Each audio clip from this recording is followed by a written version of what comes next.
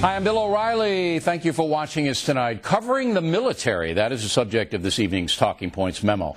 A front-page story in the New York Times today examines the alleged murders of 2 American Army officers by another U.S. soldier. This is only the second time a brutal incident like this has happened in the Iraq War, but obviously it's very disturbing.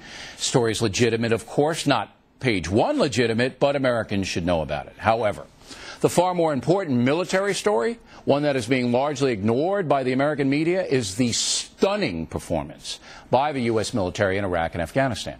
Iraq is now largely stabilized because of the surge where American troops flooded dangerous zones and flushed out the bad guys. Last month, 19 Americans, 19, were killed in Iraq, as opposed to 126 in May 2007. The Iraqi people are now living much better lives in most of the country. Oil production's up big, so money's coming into the new Iraqi government, and most vital signs are positive. So why isn't this a big story? Is a stable Iraq a bad thing?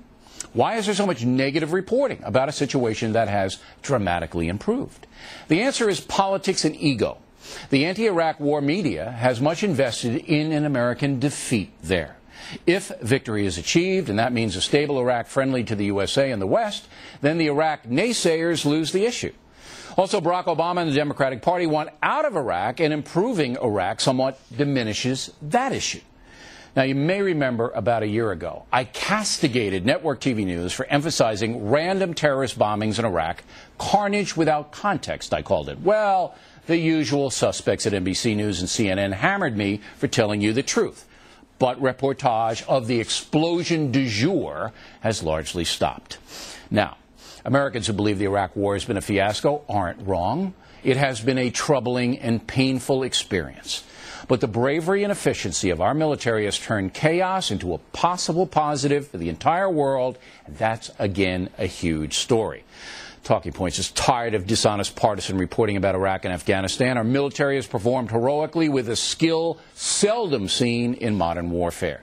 The corrupt U.S. media hops on every mistake and miscalculation, pumping those things up. Meantime, the heroism and sacrifice of our military is barely noticed. So I am on record as saying that it is noble to give 28 million Iraqis a chance at freedom, that the world is a better place because the killer Saddam Hussein was held accountable for his atrocities, and that the American military has kicked al-Qaeda's butt all over the desert sands.